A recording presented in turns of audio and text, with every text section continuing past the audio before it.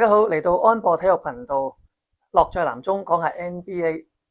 上星期咧 NBA 官網拋咗個問題，就係雷霆、馬刺、公牛、費城邊一支能夠成為開季連勝最多嘅球隊。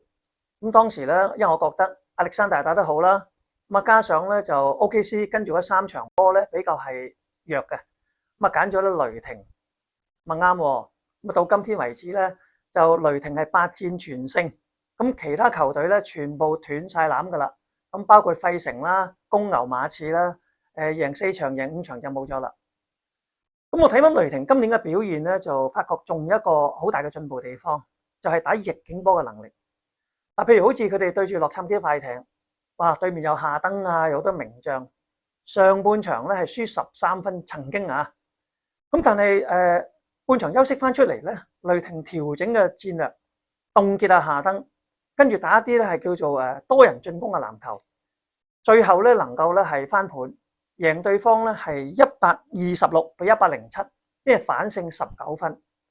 呢個好重要。你面對住快艇咁有經驗嘅球員，能夠可以翻盤咁多，即係話雷霆咧經過上年贏咗總冠軍，班球員合作又多嘅時候，咁對於落後10零分咧就好定嘅，唔係好似早幾年咁咧就好驚青，即係話。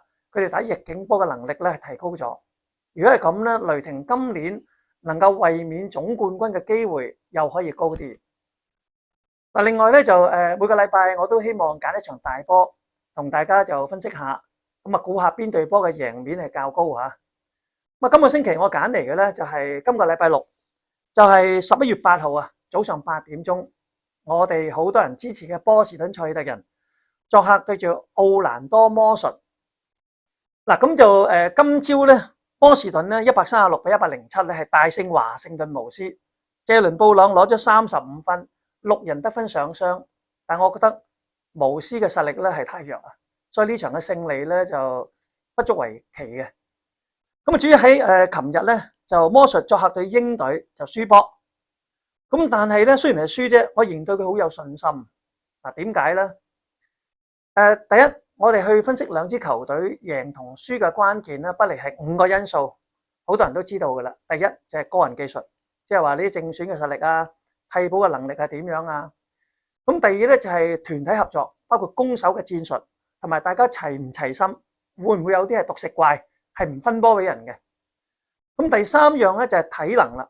通常年青嘅梗係體能好啲啦，但係年紀較為大嘅咧，佢識得分配幾時係要留力，幾時係要搏盡嘅喎，咁呢樣要考慮。咁第4樣講嘅咧就心理質素啦。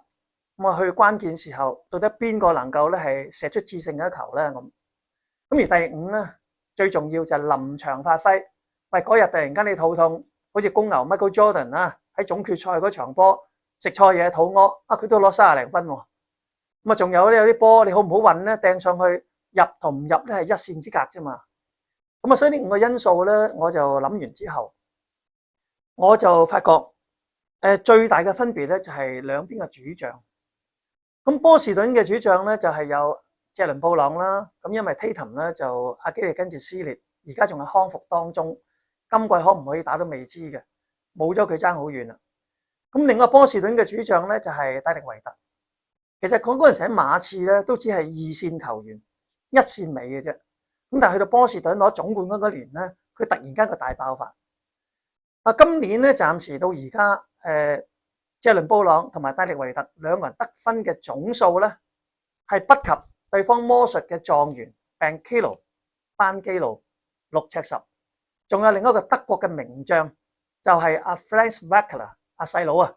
咁佢就曾經代表德國咧係贏到2023年世界盃嘅金牌，仲有今年2025年咧歐洲杯嘅金牌，打得相當好。咁睇下呢方面咧，我就感覺魔術咧嘅贏面優勢較多咯。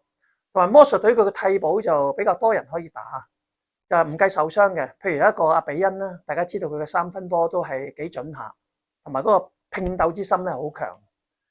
咁從呢一方面睇咧，我就會感覺到魔術係佔有一個主力嘅優勢。咁仲有一樣喎，就係臨場嘅發揮啦。今年魔術隊臨場嘅發揮咧，雖然有起落，但係整體嘅表現幾穩定嘅。仲一樣係主場之利。哇！呢一樣咧，即係成個人打上嚟咧，精神好多。所以呢一場嘅比賽咧，我嘅總結就係波士頓作客對住奧蘭多魔術，魔術嘅贏面咧係較高，但唔係贏緊嘅，冇贏緊嘅呢個世界嚇。所以今集咧，我講咗兩個重點啦。咁今年嘅雷霆咧，暫時8連勝，同埋係有好大嘅進步，就係打逆風波。咁另外魔術好大機會可以贏到波士頓。咁答案係點咧？下個禮拜就會知道啦。